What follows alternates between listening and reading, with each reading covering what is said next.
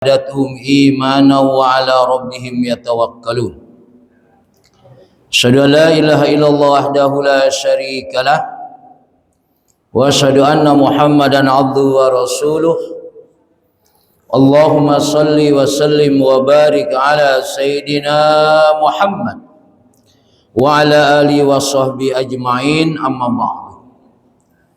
Alhamdulillah, kita bersyukur kepada Allah Subhanahu wa taala, Allah yang selalu memberikan berbagai nikmat kepada kita. Alhamdulillah, di pagi yang indah ini, kenikmatan yang Allah berikan kepada kita, kita syukuri dengan menikmati tempat yang terbaik di bulan yang terbaik. Maka mudah-mudahan segala kebaikan Allah limpahkan kepada kita.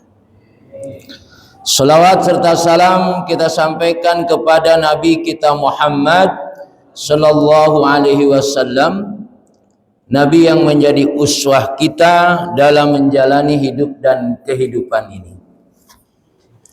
Alhamdulillah, 15 hari dengan hari ini kita menikmati ibadah puasa. Kalau puasanya semua sama 15 hari. Yang bedanya adalah ada yang sudah 3 juz, ada yang sudah 3 kali hatam, ada yang Al-Baqarah enggak selesai-selesai. Ya, maka hari ini supaya bisa berupaya mengejar. Ada yang satu harinya 1 kotak, ada yang 1 harinya 100 kotak, ada yang kotaknya aja nggak dapat.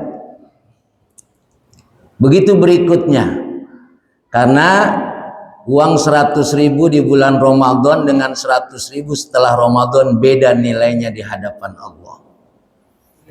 Maka sisa waktu ini harus betul-betul diperhitungkan untuk memaksimalkan kebaikan-kebaikan yang Allah hanya berikan di bulan yang terbaik ini berlipat ganda.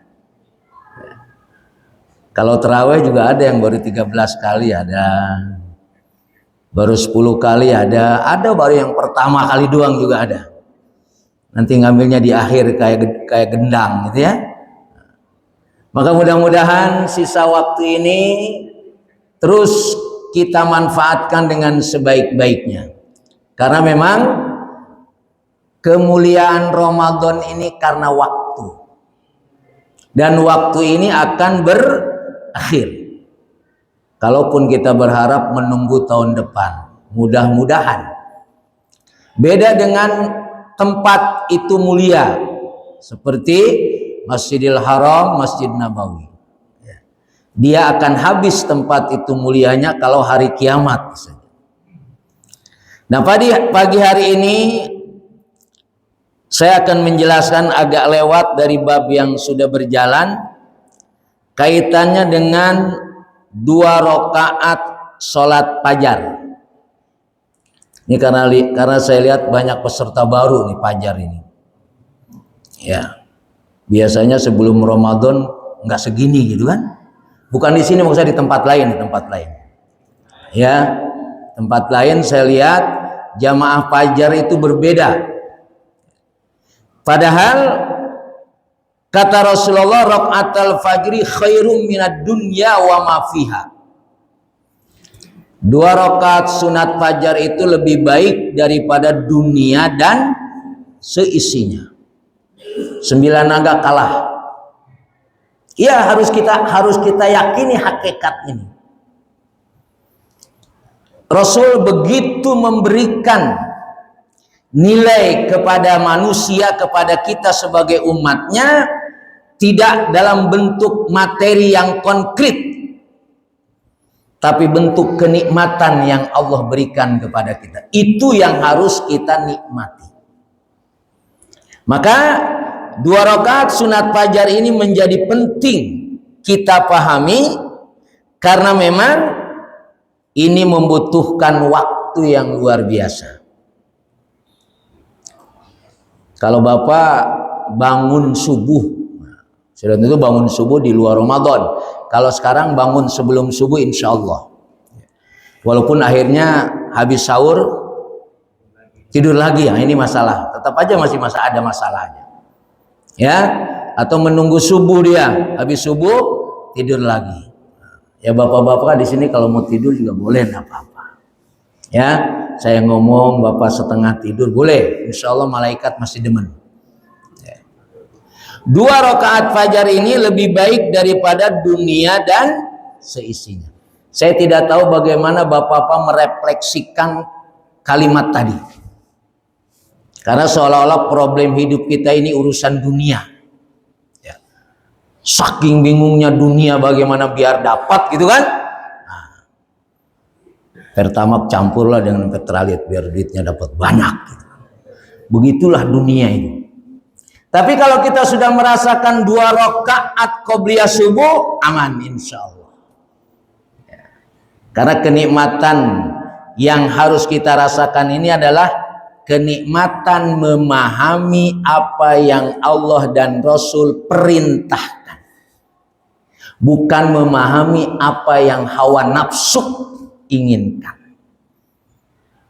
Nah, maka 2 rakaat fajar ini mengetes kita seberapa kita merasakan kalau kita ini adalah lebih hebat daripada si pemilik dunia yang ada sekarang ini. Kalau di Indonesia terkenalnya adalah 9 naga. Masih nunggu satu lagi, siapa yang mau nambah? Wattafaqu ala anna rakaatil fajri sunnah limuahadati alaihi salatu wassalam ala fi'liha aksar minhu ala sairin nawafil. Para ulama sepakat bahwa 2 rakaat sunat fajar ini atau qobliyah subuh, ya, itu adalah amalan yang terus dijaga oleh Rasulullah. Bahkan aksaru minhu ala sairin nawafil. Bahkan ini lebih diutamakan daripada sholat-sholat sunnah yang lainnya. Jadi kalau Nanti saya jelaskan, ada orang yang datang ke masjid ini sholat sudah dimulai. Nah, saya berarti nggak sholat 2 rakaat fajar ini. Padahal pahalanya lebih baik daripada dunia dan seisinya. Nah, kita jawab nanti. Bahkan wali annahu qadhaha ba'da tulu'i syamsi hina nama anis shalah. Wahtalaku min dalika fi masail. Bahkan ketika kita terlewat dari sholat, bangun subuhnya kesiangan,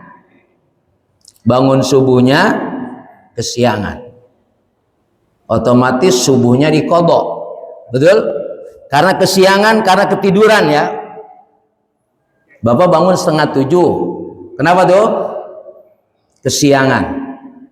Berarti subuhnya qadha. Terus qobliyahnya diqadha juga. Tapi pertanyaannya, kesiangannya jangan tiap hari. Ustadz, bagaimana saya sholat subuh kesiangan? Kesiangan gimana? Ketiduran. Bangunnya jam 6:30, diqadha aja. Tapi saya kesiangannya setiap hari. Nah, gimana jawabnya?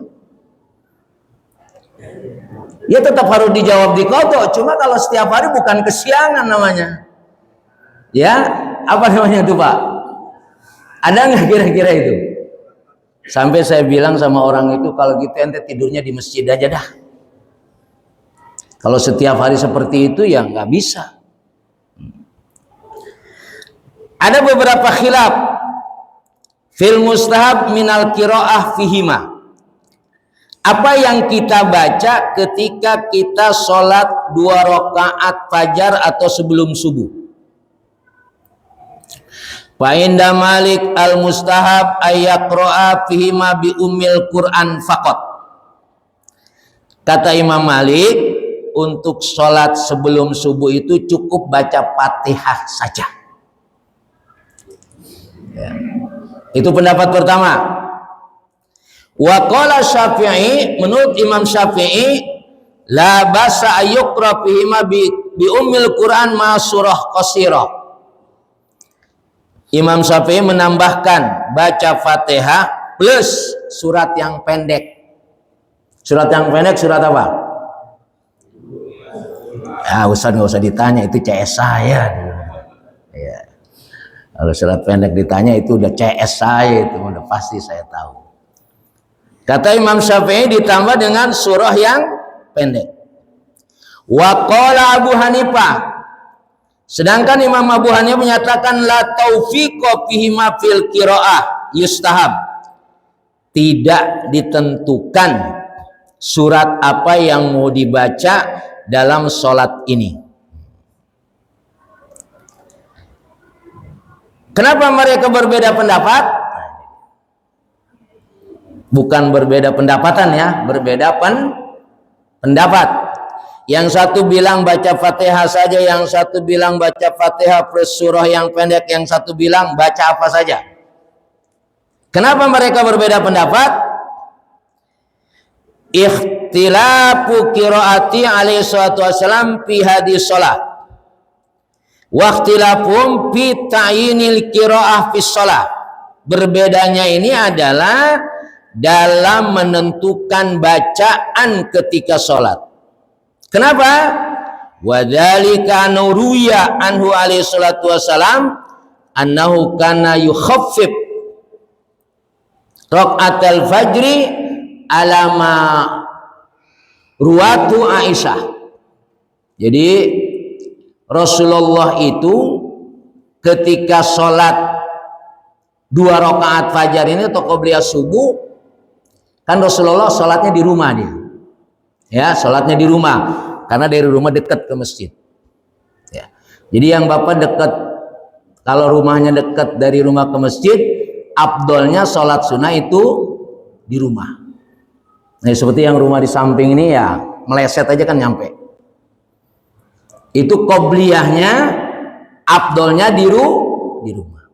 Ketika Rasulullah sholat, Aisyah tidak mendengar apa yang dibaca oleh Rasulullah karena yukhaffif, karena suaranya sangat tidak kedengaran. Hatta anni aqulu aqra'a fihi ma bi ummil Quran amla, sampai saking tidak terdengar suaranya Rasulullah salat ketika salat 2 rakaat fajar itu, sampai kata Aisyah, jangan-jangan Rasul nggak baca apa-apa dalam salat. Tapi tidak mungkin kan? Tidak mungkin. Sampai Aisyah mengatakan, hatta anni aqulu aqra'a fihi ma bi ummil Quran amla. Jangan-jangan Rasulullah 2 rakaat ini nggak baca apa-apa, saking nggak kedengarannya. Nyaris suaranya tak terdengar. Fadhahiru hadza annahu kana yaqra'u fihi ma bi ummil Quran faqat. Sudah tentu tidak mungkin tidak baca apa-apa. Paling tidak baca suratul Fatihah. Ya. Inilah yang dijadikan dalil oleh Imam Malik. Ya. Waruya anhu an tariqi Abi Hurairah kharajahu Abu Dawud.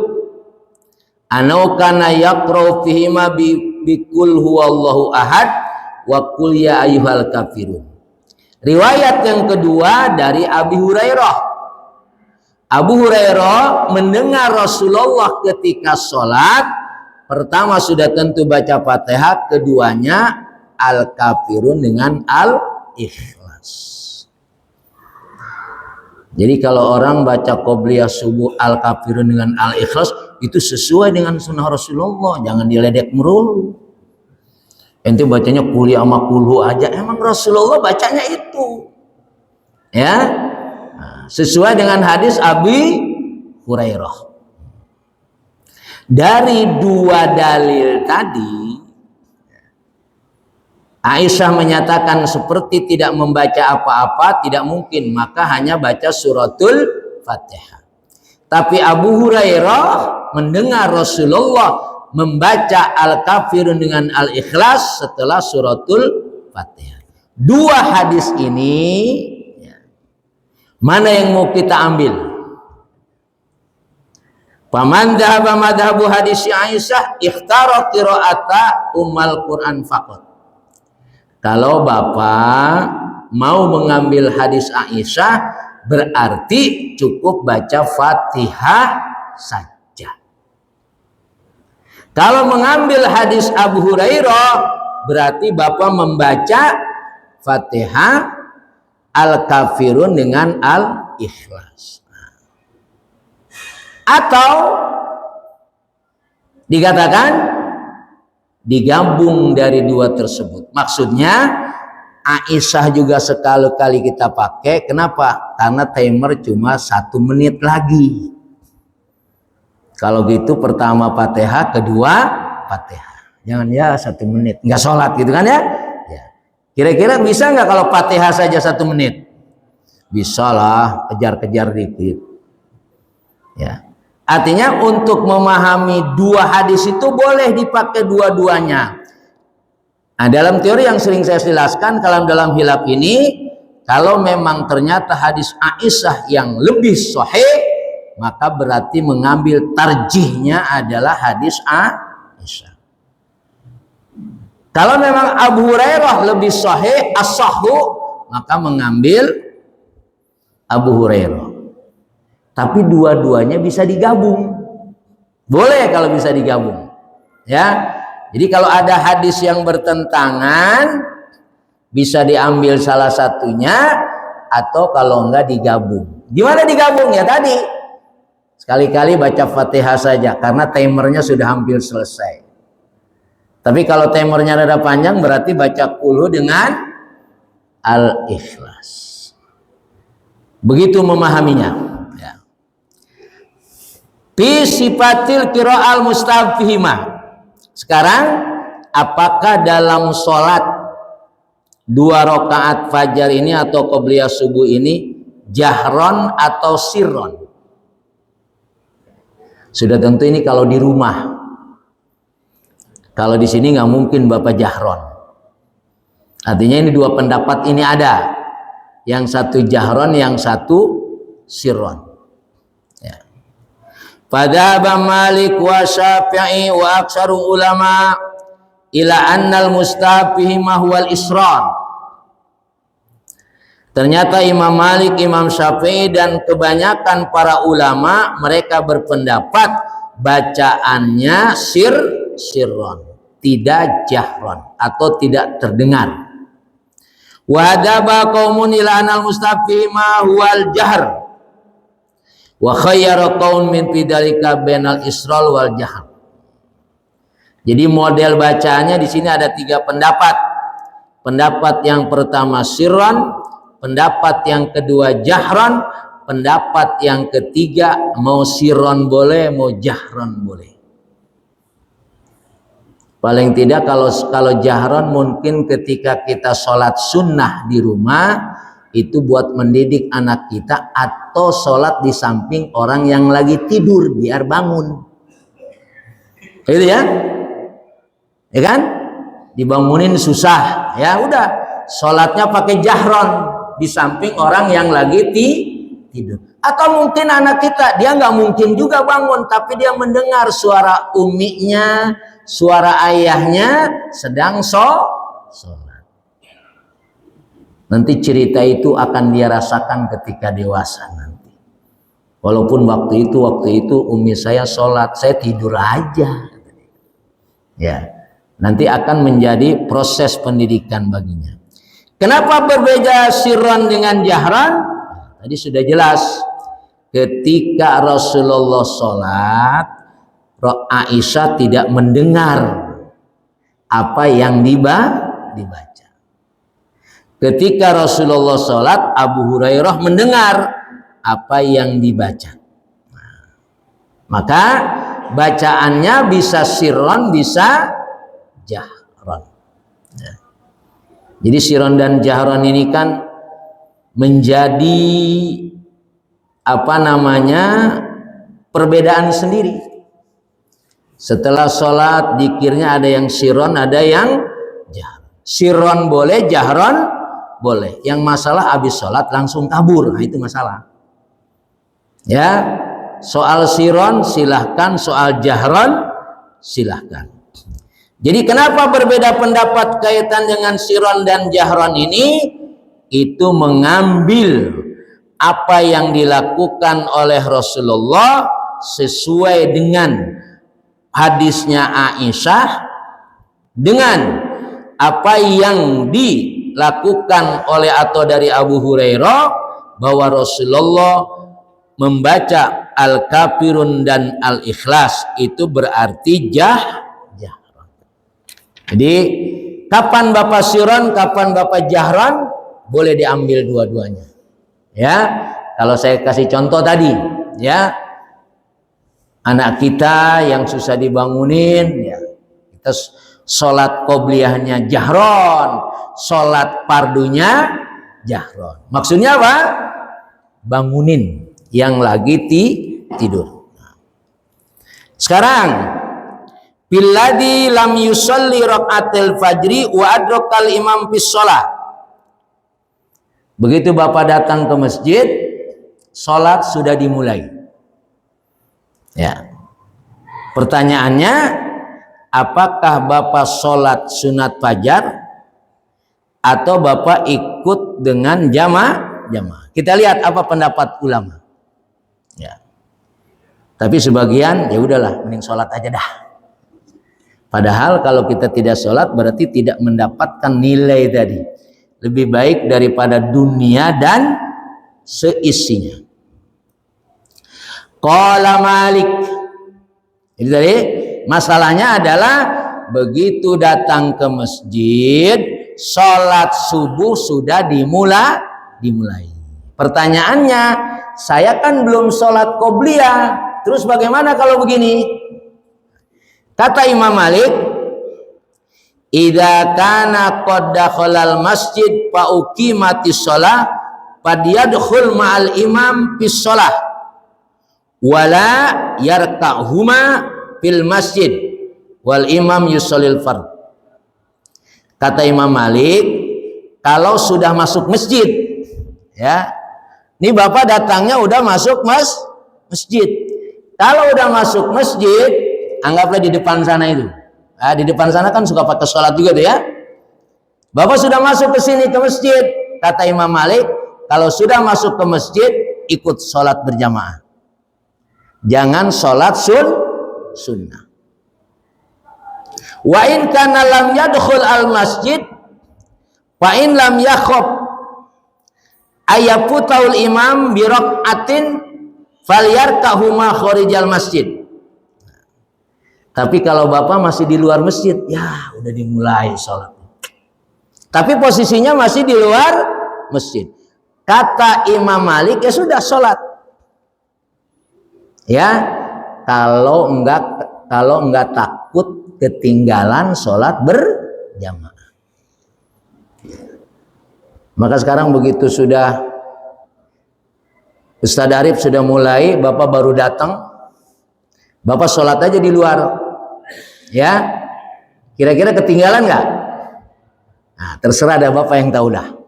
Mau Fatihahnya dikencengin, ya. Kalau tidak takut ketinggalan, boleh sholat di luar, selama belum masuk ke dalam masjid. Fa in khafa fawat rak'ah falyadkhul ma'al imam summa yusallihima idza tala'atis syams. Tapi kalau Bapak takut ketinggalan sholat berjamaah, sudah ikut saja, masuk saja. Terus kapan sholatnya? Nanti ketika matahari sudah terbit. Artinya di kota. Ini pendapat siapa? Imam Malik. Mudah-mudahan nggak lupa, ya kan? Mudah-mudahan nggak lupa.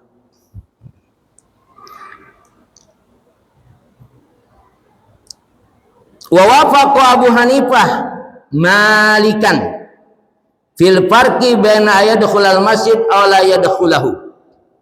Imam Abu Hanifah dia sepakat, ya, cuma dia membedakan antara sudah masuk dan belum. Wa khalafahu fil haddi bidzalika. Faqala yarkauhuma kharijal masjid madonna anu diqra'atan minas subih ma'al imam. Ya. Kalaupun ya sudah masuk ke dalam masjid, ini kata imam siapa? Abu Hanifah. Ya sholat saja. Kalau memang tidak takut ketinggalan sholat berjamaah. Karena nanti ada pendapat,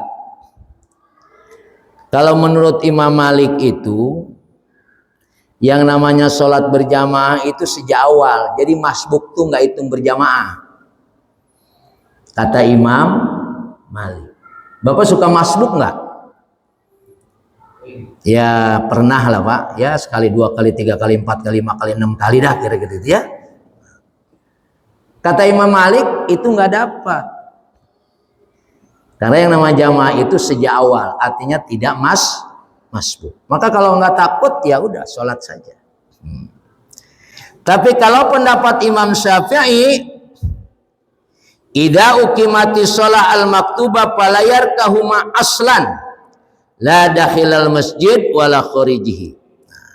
Kata Imam Syafi'i, kalau sudah dimulai sholat tidak ada alasan untuk sholat sunnah baik di luar masjid atau di dalam masjid. Sudah masuk ikut sholat berjamaah. Kata Imam Syafi'i. Jadi tidak usah sholat di luar atau di dalam. Pokoknya kalau sudah sholat dimulai, masuk ikut dengan berjamaah. Itu 3 pendapat. Ketika seseorang terlambat ke masjid. Wasababu fi ikhtilafihim, kenapa mereka berbeda pendapat? Ikhtilafum fi mafhumi qauli alaihi salatu wassalam. Idza uqimatis sholatu fala sholata illal maktubah. Dalilnya adalah apabila sholat sudah dimulai maka tidak ada sholat kecuali sholat wajib. Itu dalil teksnya begitu. Ya, kalau kata ahli hukum pasalnya begitu. Faman hamila hada ala umumihi lam yajud sholatu raqatil fajri iqaida uqimatis sholah al maktubah la kharijal masjid wala dakhilu. Kalau hadis ini dipahami secara umum, maka tidak ada alasan untuk sholat baik di luar masjid atau di dalam masjid kecuali harus ikut sholat berjamaah. Itu dipahami secara umum. Tapi ada yang memahami lain. Waman qassarahu alal masjid faqad ajaza dalika kharijal masjid malam tafuthu al faridah alam yafuthu minha juz'un. Tapi ada yang memahaminya enggak, itu kalau di dalam masjid. Kalau di luar masjid boleh selama tidak takut ketinggalan sholat berjamaah. Amma 1 rakaat atau kehabisan semuanya. Itu memahami dalilnya seperti itu. Wa man dhahaba madhabul umum fal illah indahu fin nahi innama huwal istighal bin nafli anil faridah. Kalau yang berpendapat hadis tadi kaitannya dengan umum, memang tidak mungkin ada sholat wajib tapi dia sibuk sholat sunnah. Ya. Maka harus ngikuti sholat wajib. Ya.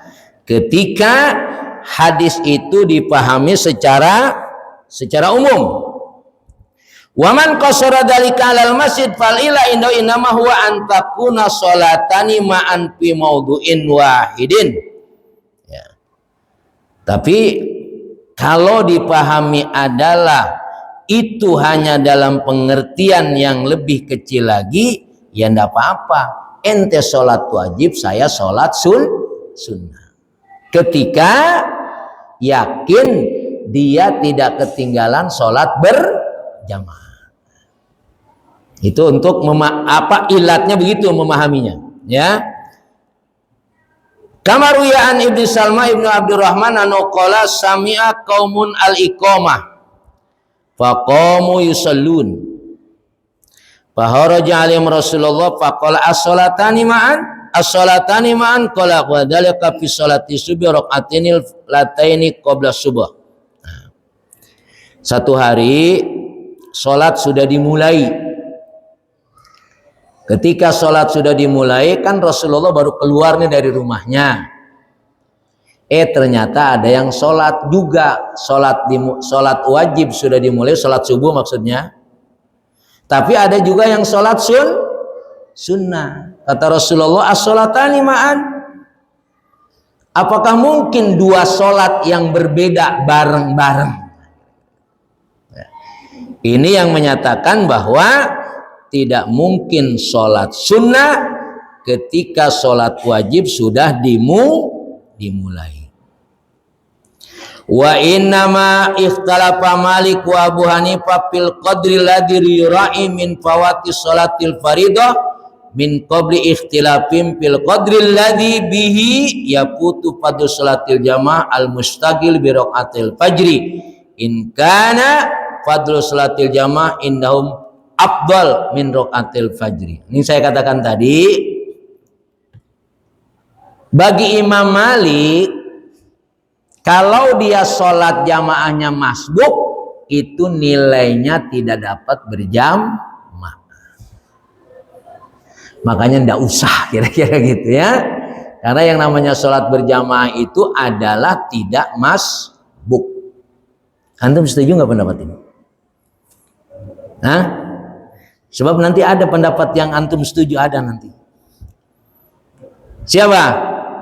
Kata Imam Syafi'i, enggak begitu. Pokoknya masbuk tetap jamaahnya dapat. Milih yang mana? Syafi'i apa Maliki? Nah itu ahlul masbuk berarti. Ya kan undang-undang itu tergantung selera kan ya? Ya makanya koruptor nggak mau itu kalau yang korupsi hukum mati, nggak mau, dia gimana caranya itu? Kalau dia nggak demen korupsi, ngapain? Udah matiin aja tuh yang korupsi itu, buat undang-undangnya kan begitu. Iya, kata yang korupsi, ntar gua kalau ketahuan dihukum mati, nggak usah dah. Jadi yang Bapak Imam Syafi'i berarti ahlul apa? Masbuk. Ya artinya ini makanya bukan berarti lalu Bapak sholat jamaah masbuk tidak nilai berjamaah. Sudah tentu kita setuju. Cuma kan kalau pakai dalil itu dipakai nggak buru-buru kan. Ya ntar aja dah. Lagian kata Imam Syafi'i biar masbuk serokaat aja masih tetap jamaah gitu kan. Tapi kalau antum ikut pendapat Imam Malik rasanya wah jangan sampai ketinggalan nih. Sistem itu kan akan mempengaruhi kepada cara berpikir. Cara berpikir akan mewujudkan cara berbuat. Illa darurat. Kecuali dalam posisi darurat. Itu lain lagi. Ya. Jadi tetap ya.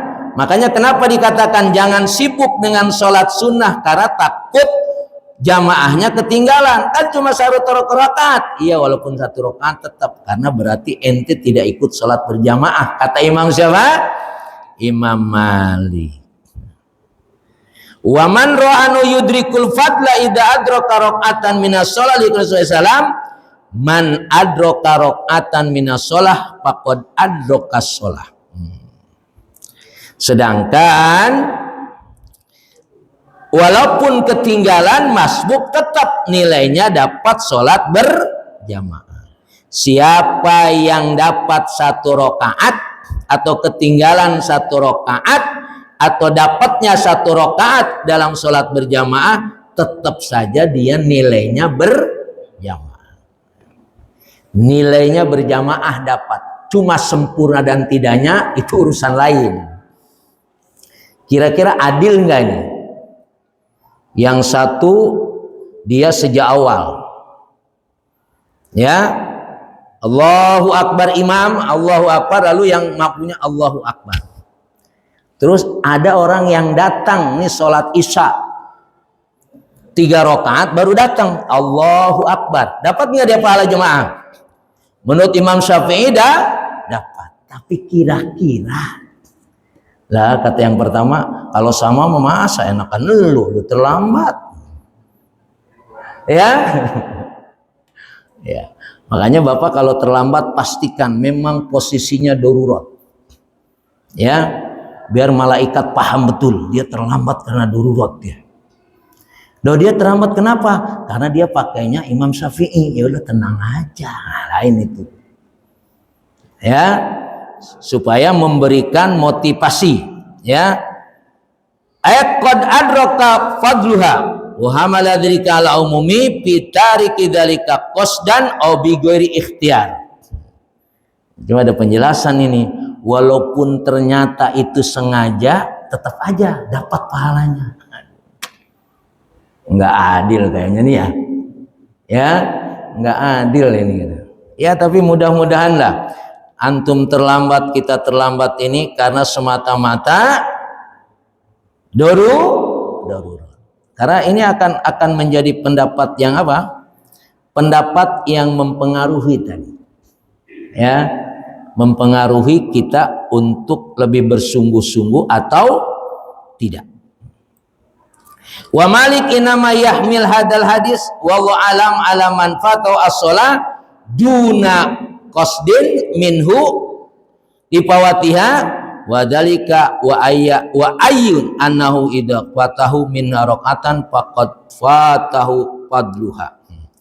Kata Imam Malik, kalau sengaja, nah ini masalahnya kalau sengaja. Kalau tidak sengaja enggak, tetap dapat.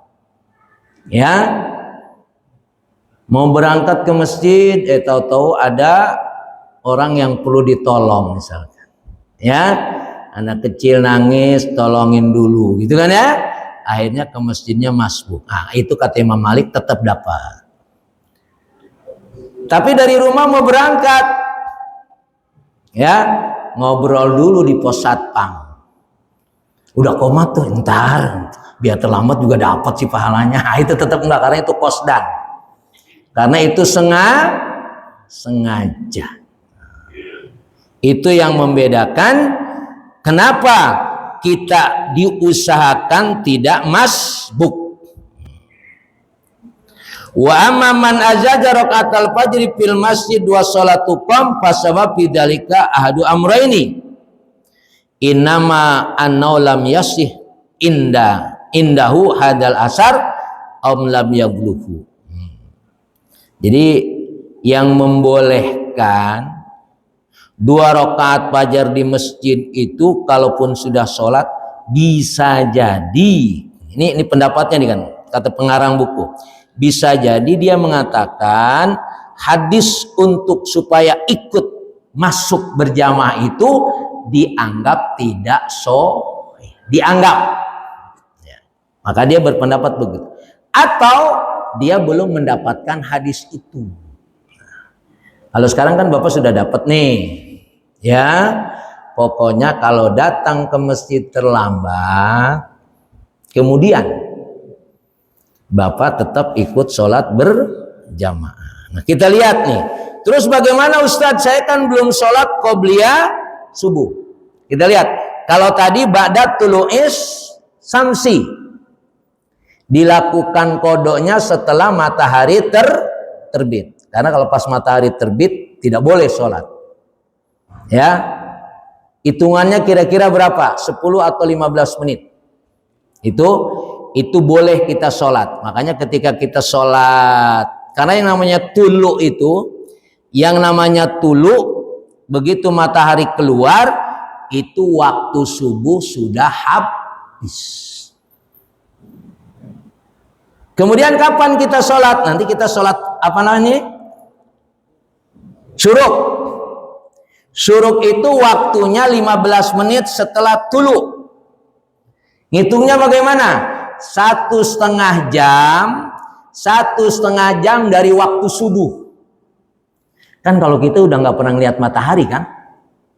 Kalau dulu nenek kita kalau sholat dia keluar bawa bambu itu, dia taruh tuh. Oh udah dohor udah datang. Kalau kita nggak paham udah begitu. Nah makanya untuk mengukur kapan sholat syuruk itu 15 menit setelah tulu. Atau kalau menghitung secara umum 1,5 jam dari sholat subuh. Kalau sholat subuh jam 5. Sholat subuh jam 5. Berarti sholat syuruknya kapan? Jam 5, 1,5 jam berapa? 6:30. Kira-kira begitu. Kalau mau ngukur secara umum.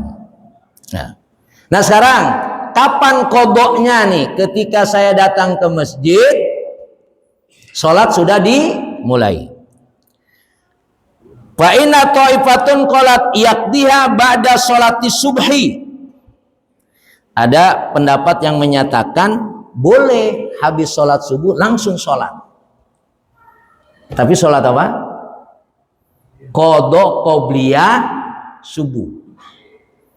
Makanya kalau ada orang habis sholat subuh sholat, bisa jadi ba'diyah ada nggak? Nggak ada. Bisa jadi dia sholat qadha qobliyah subuh. Tapi kalau nggak ada ilmunya gawat ini. Loh, sholat apaan tuh? Kita semua tahu kan, ada nggak habis sholat subuh? Sholat, nggak ada.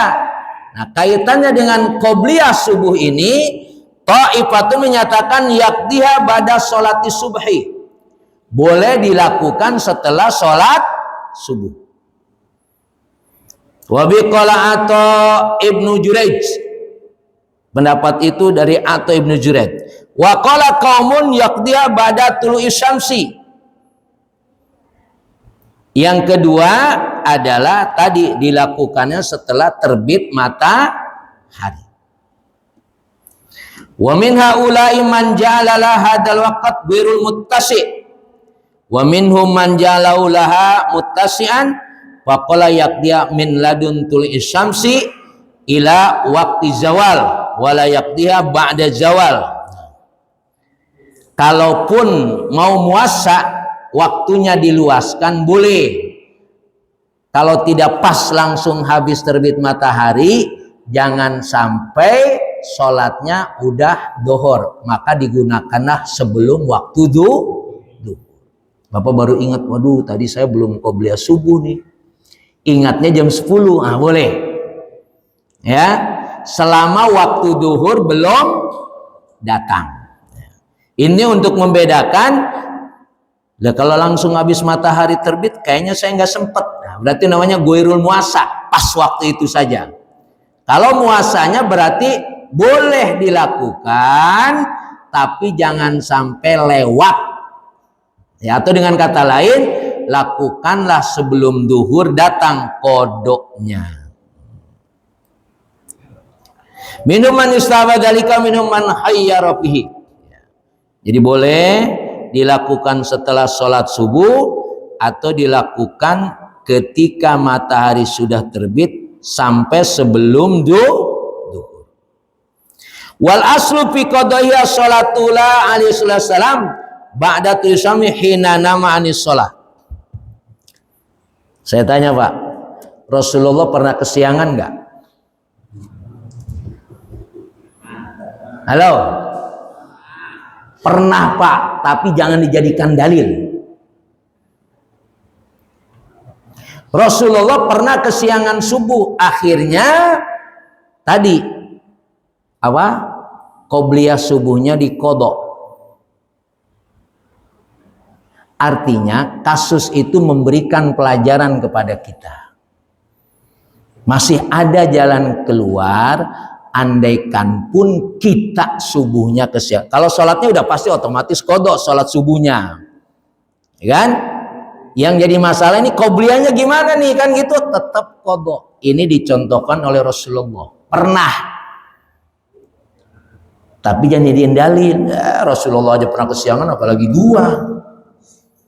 Ya, ini hanya memberikan satu model menyelesaikan, karena kasus itu pasti terjadi pada umatnya.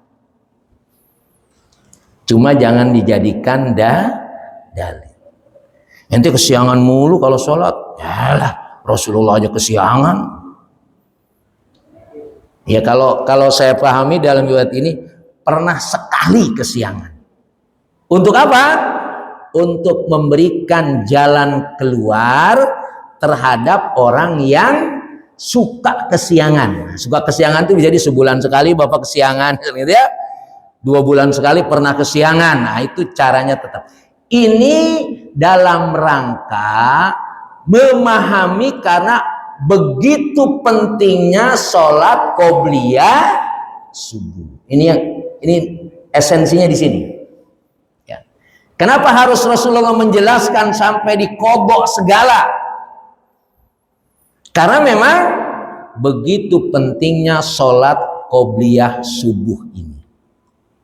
Karena tadi 2 rakaat sholat subuh lebih baik daripada dunia dan seisinya.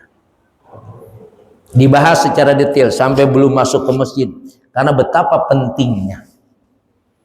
Pertanyaan berikutnya sekarang. Kalau Bapak sholat duhur, datang ke masjid, Bapak belum qobliyah duhur, apakah juga bisa diqodok? Halo? Sama Pak, boleh diqodok. Kalau Bapak terlambat, karena memang ada orang yang bisa jadi dia terbiasa melakukannya. Jadi kalau Bapak biasa melakukan lalu tidak melakukan, ada yang hilang, itu cakep udah. Ya Allah, saya tadi ketinggalan sholat qobliyah. Merasa rugi nggak? Kalau merasa rugi, itu udah cakep tuh. Ini mah nggak berpikir mau qobliyah apa nggak, sunnah inilah, awas. Ya, ini maaf buat bapak-bapak yang sudah 40-50, justru yang harus dievaluasi sholat sunnahnya. Kalau sholat wajibnya insya Allah nggak pernah ditinggal kan? Insya Allah. Ya, sholat dohor nggak saya tinggal Ustadz, walaupun dohornya jam 2, pokoknya sholat jam 2. Tapi kalau antum sholat dohor jam 2, kira-kira qobliyah sama ba'diyah nggak?